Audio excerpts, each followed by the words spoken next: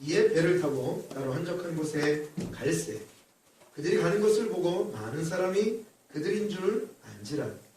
모든 곳로부터 도보로 그곳에 달려와 그들보다 먼저 갔더라. 예수께서 나오사 큰 무리를 보시고 그 목자 없는 양 같음으로 인하여 불쌍히 여기사 이에 여러 가지로 가르치시더라. 때가 저물어 가매 제자들이 예수께 나와 여짜오되 이곳은 빈 들이요 날도 저물어 가니 우리를 보내어 두루 촌과 마을로 가서 무엇을 사 먹게 하옵소서. 대답하여 이르시되 너희가 먹을 것을 주라 하시니 여짜오되 우리가 가서 200대대련의 떡을 사다 먹이니까. 이르시되 너희에게 떡 몇 개나 있는지 가서 보라 하시니 알아보고 이르되 떡 5개와 물고기 2마리가 있더이나 하거늘. 제자들에게 명하사 그 모든 사람으로 때를 지어 푸른 잔디 위에 앉게 하시니 때로 100명씩 또는 50명씩 앉은지라.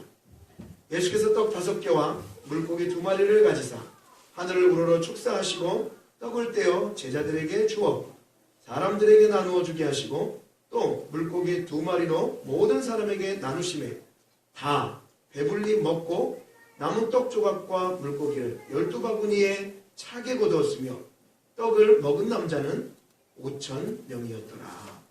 아멘. 아멘. 아멘. 이렇게 옆에 계신 분과 함께 이렇게 인사하도록 하겠습니다. 오늘도 귀한 말씀을 은혜 받는 시간 되시기를 바라겠습니다. 늘 하는 은혜처럼 인사하지 마시고 그 은혜를 나누고자 하는 마음으로 인사했으면 좋겠습니다. 자, 시작이요. 얼굴도 보세요. 이따가 좀 앉아봐. 말씀 받으시기 바랍니다. 딸도 안 돼요. 이 시간도 귀한 말씀에 은혜 받는 시간 되기를 원합니다. 아멘. 네, 오늘 말씀의 제목 보여주시죠. 말씀의 제목은 보리떡 5개와 물고기 2마리라는 제목으로 계속해서 이 마가복음을 함께 보도록 하겠습니다.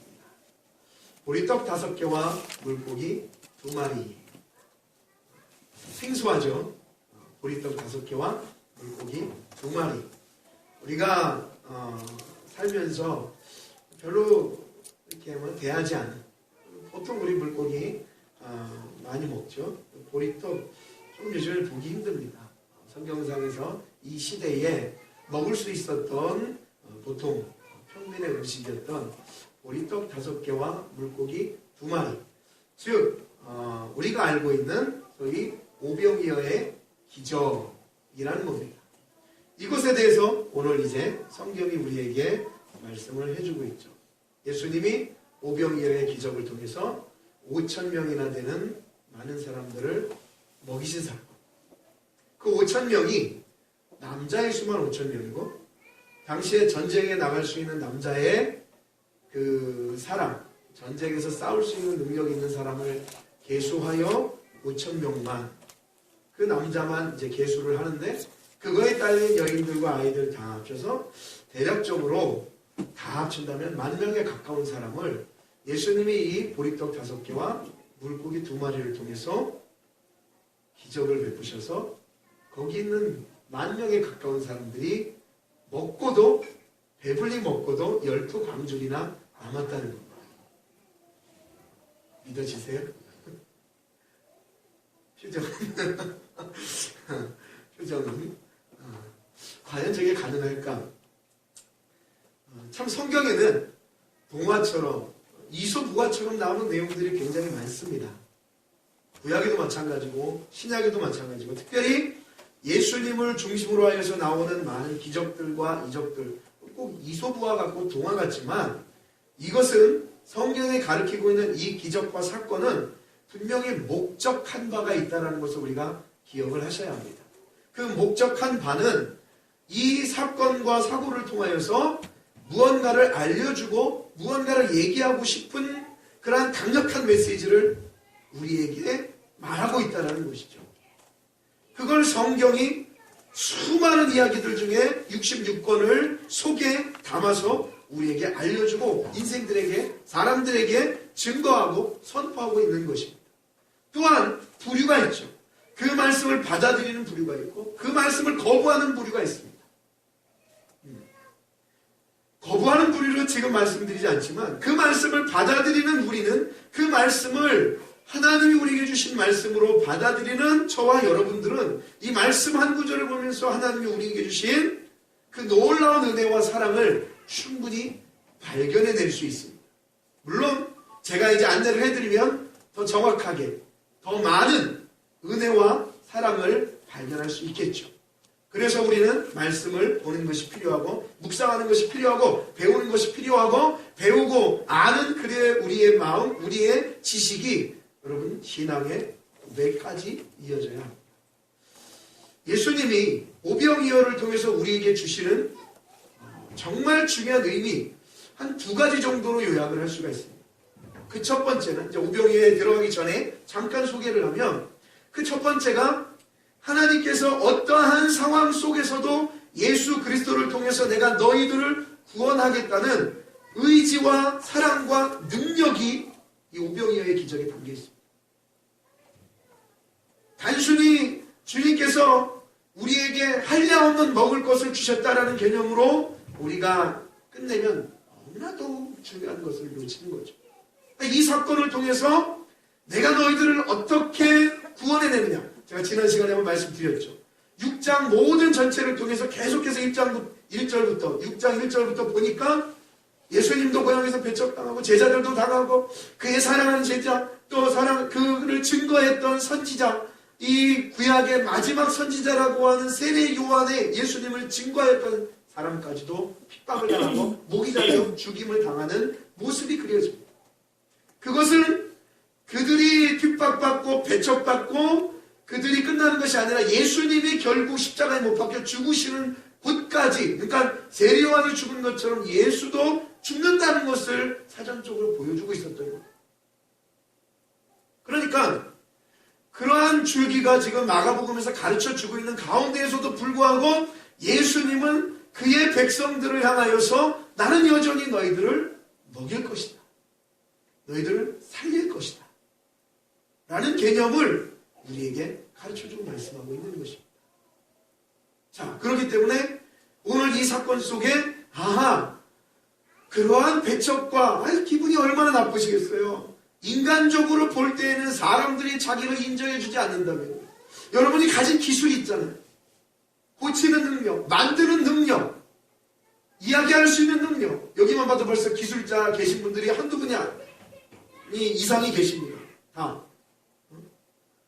뭔가를 고칠 수 있는 능력이 다 있어요. 근데 사람들이 그 능력을 인정해주지 않고 내가 이렇게 잘 만든 것을 인정해주지 않는다면 그것만큼 기분 나쁜 게 어디 있겠습니까? 왜요? 내가 몇 년을 거쳐, 10년, 20년을 거쳐서 그걸 위해서 내가 준비를 했는데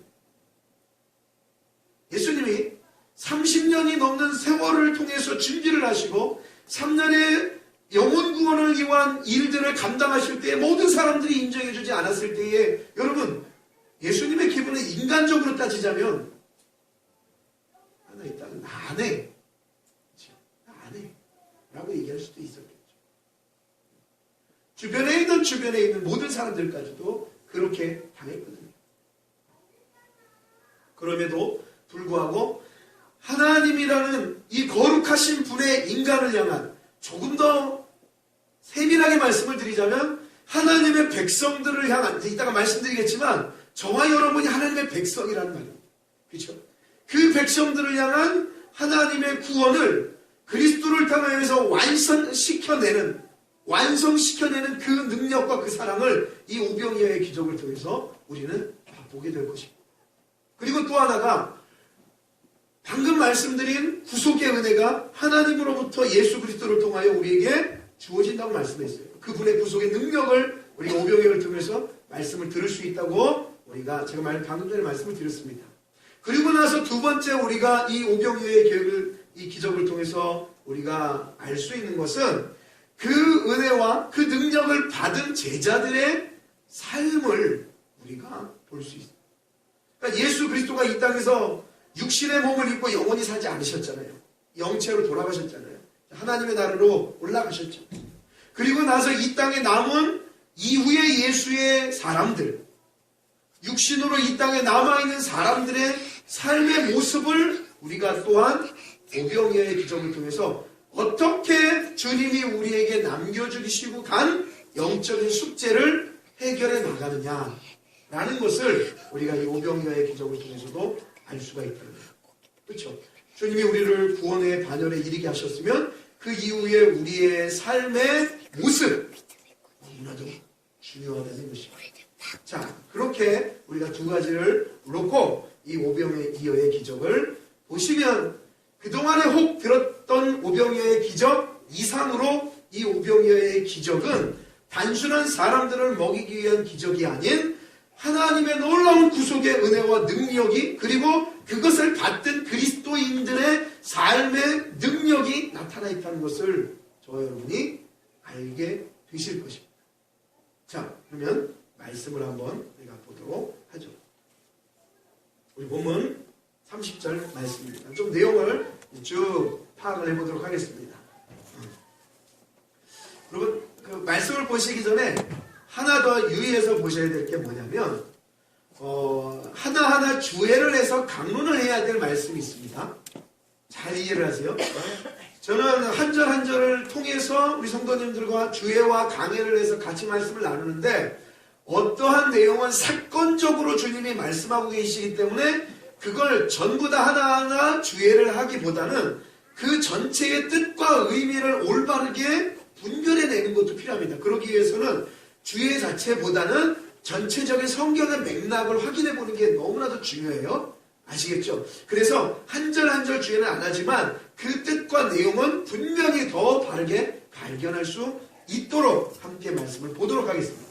자, 먼저 말씀의 내용을 보시죠. 30절. 사도들이 예수께 모여 여러분 13절 말씀을 보세요. 성경으로 보면 13절 말씀에서 30절 말씀으로 가야 사건적 분위기와 상황이 맞습니다.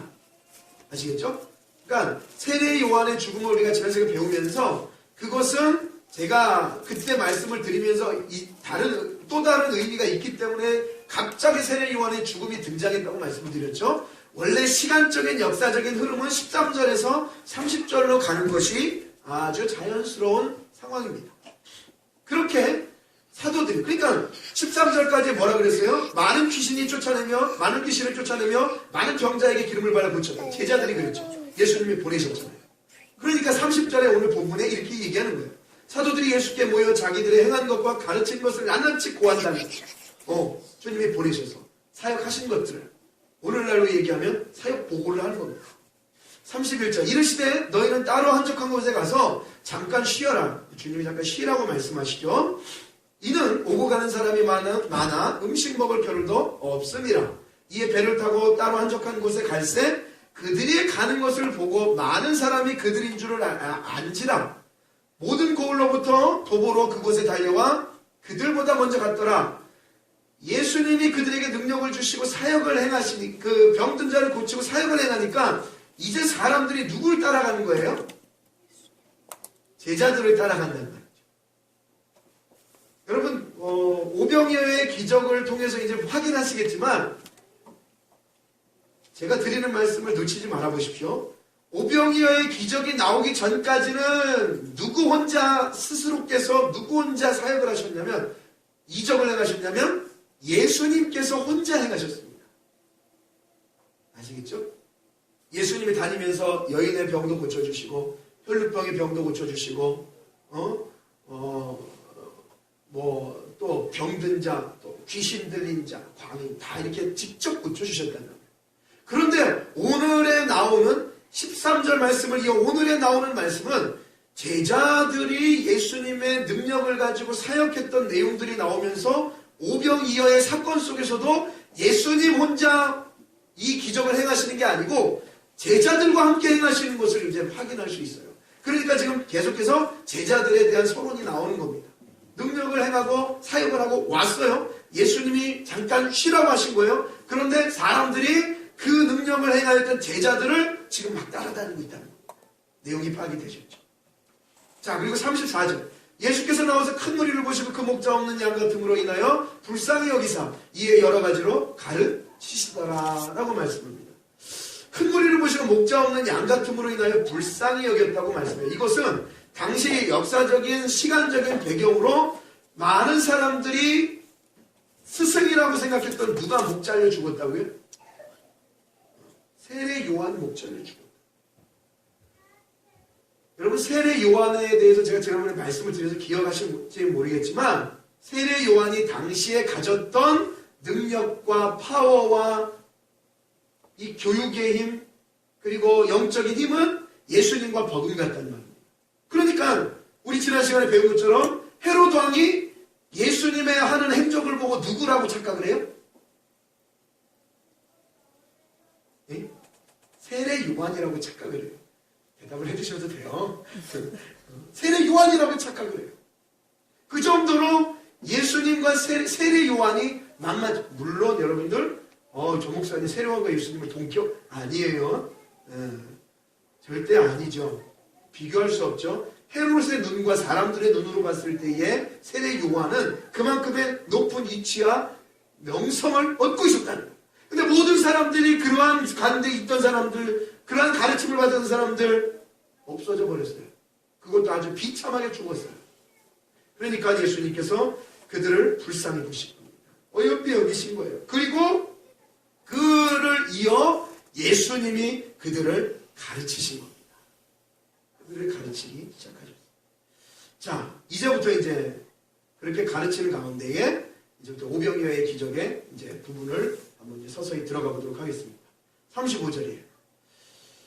때가 저물어 가매 제자들이 예수께 나와 여짜오되 이곳은 빈들이요 날도 저물어 가니 무리를 보내어 두루 촌과 마을로 가서 무엇을 사 먹게 하옵소서. 여러분 요걸 하나 더 기억을 하십시오. 오병이어의 기적이 이제 본격적으로 35절에서 나오는데 성경에서 사복음서가 있다고 말씀드렸죠. 첫 번째 마태복음, 마가복음, 누가복음, 요한복음입니다. 이 사복음서에서 전서가 사복음서가 기록하고 있는 성경 말씀에 대한 내용 중에 하나가 바로 이 오병이어의 기적. 사복음서에서 다 찾아볼 수 있다. 그만큼 중요한 시점에 중요한 사건이라는 것을 이야기합니다. 그래서 여기서 나오는 발견되지 못하는 부분을 다른 복음서에서 캐치할 수가 있어요. 여기서는 떡 5개라고 나오지만 요한복음 6장에 가시면 이 사건을 뭐라고 얘기하냐면 보리떡 5개라고 이야기를 해주면서 보충 설명을 얘기해주고 있는 거예요. 그러니까 여기서도 마찬가지예요. 사람들이 그렇게 따랐는데 여기에 인물은 나오지 않지만 요한복음에 가면 인물이 나오는데 그게 빌립이라는 사람입니다. 얘기를 하는 거예요. 야, 이 많은 사람 어떻게 먹이겠느냐? 그러니까 빌립이 이야기하는 겁니다. 아니 이 많은 사람, 나중에 결론적으로 보니까 10,000명에 가까운 사람인데 어떻게 이걸 우리가 다 먹입니까? 배고플 텐데 어떻게 먹여요? 그러니까 촌과 마을로 가서 무엇을 사 먹게 각자 알아서 해결하라는 얘기예요. 영어로 얘기하면 더치페이를 하라는 걸까요? 알아서 드세요. 이 정도 숫자면 제가 다 쏠 수 있을지도 모르겠는데 여기에 막 수많은 알아서 해결하십시오가 되는 거죠. 참 계산적으로 빌립이 이 얘기를 한 겁니다. 그렇게 얘기를 하니까 예수님께서 참 희한한 대답을 하시는 거예요. 37절에 이렇게 얘기해요. 대답하되 이르시되 너희가 먹을 것을 주라는 얘기예요. 아니 제자들이 무슨 돈이 있습니까? 예수님 말씀하셨잖아요. 전대나 돈을 품지 말고 지팡이와 신만 신고 가라. 뭐가 있어요? 근데 예수님이 제자들에게 이야기하시는 거예요. 여러분 제자들의 삶과 여러분의 삶을 빗대어서 생각하셔도 됩니다. 이제 앞으로 설명을 드리겠지만 여러분들 예수님의 제자들이잖아요. 근데 예수님의 제자들에게 니네들이 먹을 걸 주라. 보내지 말라. 그 10,000명에 가까운 사람들을 보내지 말라고 이야기하는 겁니다. 그러면서 빌립이 이야기하는 거예요. 그들을 다 먹이려면 200데나리온의 떡을 사 먹여야 됩니다. 어떻게 200데나리온이라. 여러분 당시에 일하는 사람의 하루를 일하는 사람의 그 하루 싹이 1데나리온. 오늘날로 얘기하면 하루에 한 5만원 합니까? 5만원? 우리나라 식으로 얘기하면? 근데 200데나리온이면요, 어떻게 되는 거예요? 한 사람이 하려면 200일 이상을 일해야 되는 금액이잖아요. 이 많은 돈을 그날 어떻게 저 사람들이 어디가 있다고 먹이겠습니까? 라고 얘기하는 거예요. 근데 여기서 여러분 잘 보십시오.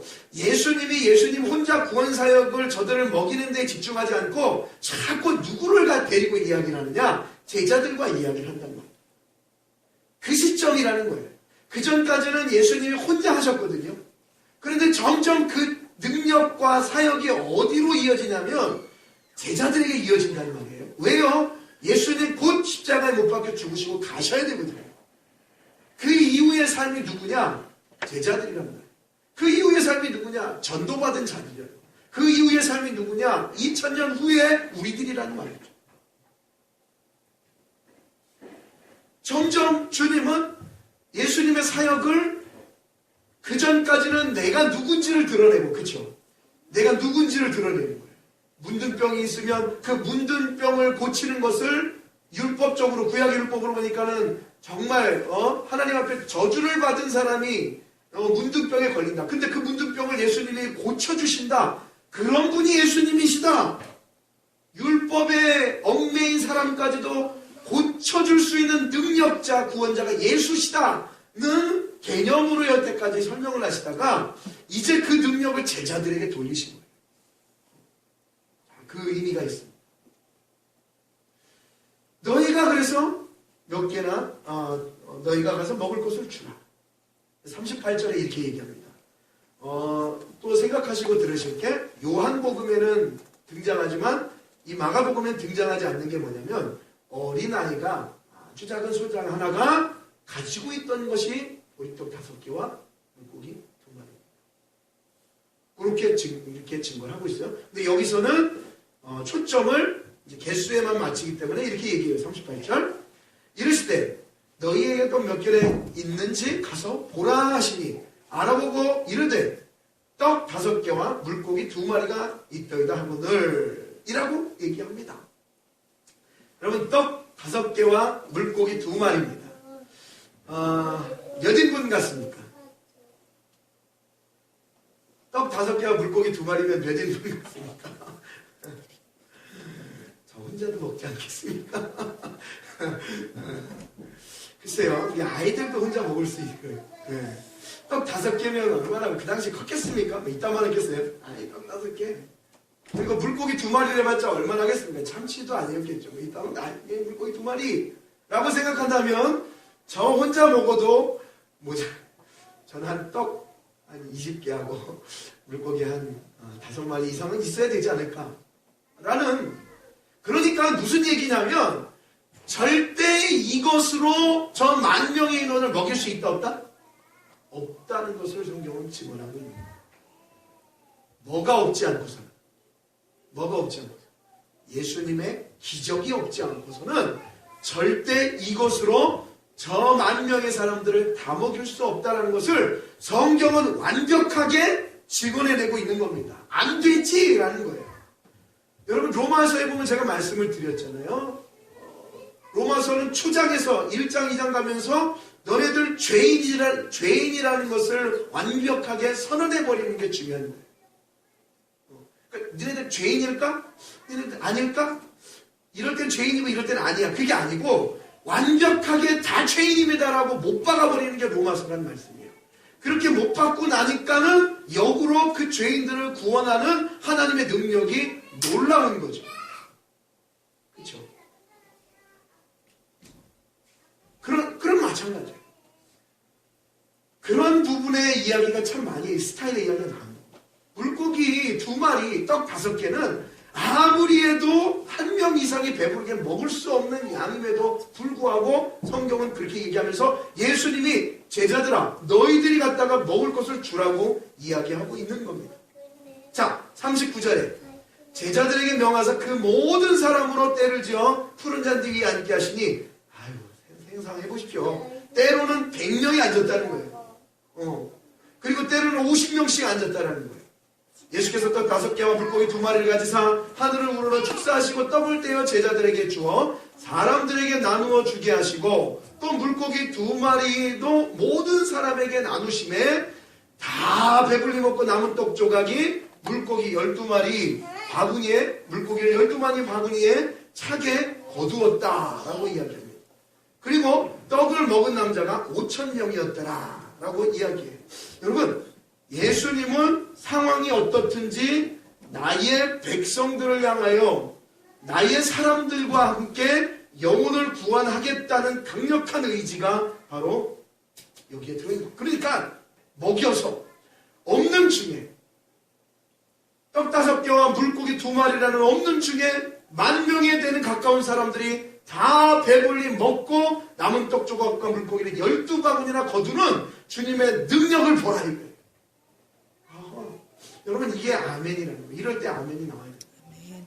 맞아요. 이럴 때 우리가 일평생을 알아가고 배워가야 할 예수 그리스도가 이런 분이시라는 거예요. 여러분, 왜 독불장군 있잖아요. 사람들이 주변에서 다 안 돼, 다 안 돼 얘기하는 거예요. 그런데 혼자 꿋꿋이 해나가는 거예요.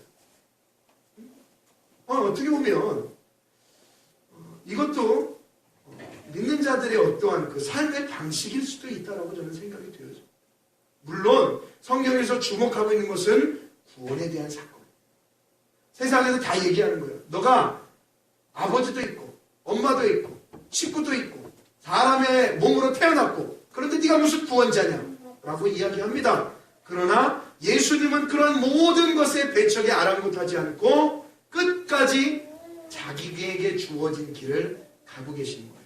자, 그럴 때에 여러분, 그 예수님을 세상이 어떻게 했느냐라고 한번 말씀을 확인해 볼게요. 요한복음 15장 18절 말씀 한번 보십시오. 요한복음 15장 18절 말씀에 이렇게 말하죠. 세상이 너희를 미워하면 너희보다 먼저 누구를? 나를 미워한 줄 알라 라고 이야기하는 겁니다. 여러분, 예수님은 세상이 뭐하는 존재였냐면 미워하는 존재였습니다. 당시에 많은 사람들이 얘기를 하는 거예요. 그리고 지난주에 제가 좀 잠깐 말씀을 드렸던 것처럼 수많은 사람들이 예수님의 무엇을 보고요? 떡을 먹고 배부른 사건 때문에 제자들과 예수님을 따랐다는 거예요. 근데 그 사건이 안 일어나고 그 일이 없다면 그 예수를 사람들이 좋아하지 않기 시작하는 거예요. 그게 뭐예요? 바로 예수님이 지금 사순절 기간 지나고 좀 있으면 이제 고난주간이지만 예수님이 사람들이 생각할 때에 아주 능력자였고 만왕의 왕이었고 기적도 행하고 좋았단 말이죠. 이 예루살렘 성을 입성하시고 그의 모든 일들과 사역을 바라보면서 사람들에게 실망이 생긴 겁니다. 그 실망이 뭐였냐? 당시에 로마를, 그러니까 그 유대 땅을 지배했던, 기억나시죠? 그 유대 땅을 지배했던 왕이 어떤 왕이죠? 헤로드 왕이죠? 그 헤로드 왕의 그 머리 위에 그 헤로드 왕을 다스리고 있던 나라가 어떤 나라죠? 로마라는 나라. 이 로마와 이 헤롯을 박살내버리고 예수 그리스도의 왕국을 세우기를 간절히 원했던 사람들이 그 예수를 원했다는 거예요. 그것 때문에 원했다는 거예요. 다른 게 아니고 지 잘 살려고, 잘 편하려고 그 예수를 원했던 거예요. 그런데 점점 보니까 예수님이 그러한 정권을 위임받고 회복하고 그리스도의 왕국을 만드는 것이 아니라 사람들한테 매를 맞는 거예요. 괜히 산골짜기 가서 기도만 하는 거예요. 아주 병자와 약자에게만 가는 거예요. 아주 높은 지위가 있는 율법학자들에게 가서 따지기를 하는 거예요. 뭐지? 사람들에게 의심이 생긴 거예요. 그러니까 당시에 사람들이 원하던 예수가 아닌 거예요. 오늘 우리는 예수를 우리 마음대로 만들어내잖아요. 이렇게 해주셔야 되고요. 이렇게 해야 되고. 그분은 이런 분이지. 아니에요. 성경에서 가르치고 있는 그 예수가 아닌 자기들이 원하는 예수를 만들어내는 거예요. 이렇게. 그분은 우리를 육신적으로 편하게 살게 해주는 분이다. 그런데 그걸 예수님이 안 하니까 어떻게 해요? 세상이 점점 예수님을 미워하는 거예요. 미워하기 시작하는 거예요. 그런데도 불구하고 마가복음 6장 41절에서 41절 우리가 방금 말씀 본 본문처럼 예수님은 우리에게 먹을 것을 주시는 거예요. 그런데 한번 마가복음 6장 41절 42절 말씀을 보시면 이거 참 중요한 내용이 나와요. 무슨 내용이냐? 사람들이 그렇게 나를 핍박하고 미워할지라도 41절 보세요. 예수께서 떡 5개와 물고기 2마리를 가지사 하늘을 우러러 축사하시고 떡을 떼어 라는 말을 합니다. 요 말씀은 잠깐 강의를 조금 하자면 예수님이 물고기 2마리를 가지고 우러러서 축사를 하신다는 얘기는 하나님 앞에 감사했다는 얘기입니다. 감사를 하시고 떡을 뗐다는 말을 떡을 원어로 이 헬라어 기록된 언어로 떡을 알토스라고 얘기합니다. 그리고 그걸 떼었다라는 말을 카타클레오라고 이야기해요. 그러니까 떡을 떼었다라는 말이 알토스 카타클레오라는 말인데 이 말이 무슨 말이냐면 떡을 찢어버렸다는 얘기입니다. 떡을 찢었다. 그 떡을 찢어서 그 보리떡 5개의 떡을 카타클레오 찢어서 떼어서 제자들에게 주셨고 그 제자들이 또 카타클레오에서 사람들에게 나눠준 거예요. 그러면 떡이 찢어지기 시작한 거예요. 그런데 그 떡을 뗄 때에 그 찢어진다는 의미가 여러분 무슨 의미냐면 예수님이 당신의 백성들을 위해서 자기의 몸이 찢어질 것에 대해서 이야기하고 있는 거예요. 그러니까 오병이어의 기적 속에 나타난 그리스도의 구속적 사상 너무나도 귀한 게 들어있는 거죠. 떡을 너희들에게 기적을 베풀어 뜯어준 것처럼 찢어서 뜯어준 것처럼 내 몸이 갈기갈기 찢어지고 상처나고 죽음으로 말미암아 너희들이 먹고 배부른 것처럼 너희들의 영이 살 것이다. 너희들의 영이 배부를 것이라는 것을 이 사건을 통해서 이야기합니다. 그래서 이사야 53장 말씀을 가면 조금 더 정확히 알 수가 있어요. 이사야가 예언을 하는 겁니다. 이사야 53장 4절에서 6절 말씀이에요. 그는 실로 우리의 질고를 지고 예수 그리스도를 이사야가 예언한 겁니다. 우리의 질고를 지고 우리의 슬픔을 당하였거늘 우리는 생각하기를 그는 징벌을 받아 하나님께 맞으며 고난을 당한다 하였노라. 5절에 그가 찔림은 예수가 찔림은 우리의 무엇을 위하며 허물 때문이요 그가 상함은 우리의 뭐 죄악 때문이라. 그가 징계를 받음으로 우리가 평화를 누리고 그가 채찍에 맞음으로 우리가 나음을 받았도다라고 이야기하고 있는 거예요. 우리가 다 양 같아서 각기 제 길로 가는데 하나님께서 그 우리의 모든 죄를 오히려 예수 그리스도에게 담당시키셨도다. 그래서 예수가 온 겁니다, 여러분. 아시겠죠? 예수가 몰라 이 땅에 왔나? 예수가 왜 왔습니까? 그래서 예수가 온 거예요. 그 자기의 몸을 떡 찢기듯이 찢기 위해서 예수가 이 땅에 오신 겁니다. 그걸 오병이어의 기적 속에서 보리떡 5개를 찢는 떼는 그림으로 보여주신 거예요. 조금 시간이 걸려도 한번 말씀을 봅시다. 요한복음 6장 41절 말씀이에요. 쭉 그냥 읽어볼게요. 무슨 내용인지 한번 보세요. 자, 요한복음 6장 41절 현상이 아닌 내면의 영적인 능력과 파워 그 생명의 떡이신 예수 그리스도 그분을 여러분 마음속에 그리고 아무리 엄청난 사람이 내 앞에서 나에게 그 몸과 육체적인 부분에 있어서 어떠한 부분을 억누르게 할지라도 그 안에 생명의 떡이신 예수 그리스도를 내주하고 모시고 계신 여러분은 마치 3m나 되는 골리앗 앞에 한 153밖에 안 되는 아주 작은 남자아이 다윗이 대결하는 것과 같습니다. 다윗이 뭘 볼 게 있어요? 3m 되는 사람. 근데 그 안에 누가 계셨나요? 하나님이 계셨다는 거예요. 뻥이 아니라는 걸 알 수 있죠. 왜? 다윗에게는 뭐가 걸렸습니까? 생명이 걸렸습니다. 그렇죠? 한번 골리앗이 찍어버리고 끝나니까. 근데 그러한 과정 중에 다윗은 내 안에 하나님을 믿고 섰다는 것은 그 신앙이 진짜라는 것입니다. 사랑하는 우리 성도님들의 삶도 역시 마찬가지입니다. 그 하루하루의 삶 속에 그 세상의 어떤 것도 나를 넘어뜨리게 할 수 없고 우울하게 할 수 없고 나를 구원의 바늘에서 끊게 할 수 없는 온전하신 생명의 떡이신 예수 그리스도, 나를 위해 찢기신 예수 그리스도, 그분을 여러분 마음속에 온전히 모시는 복되고 귀한 우리 성도님들 되기를 바랍니다. 그러면 육신적으로 누가 나에게 해를 가할 때에 나는 그것이 두렵지 않습니다. 기도하시겠습니다. 찬양하시죠. 일어나서 찬양할 텐데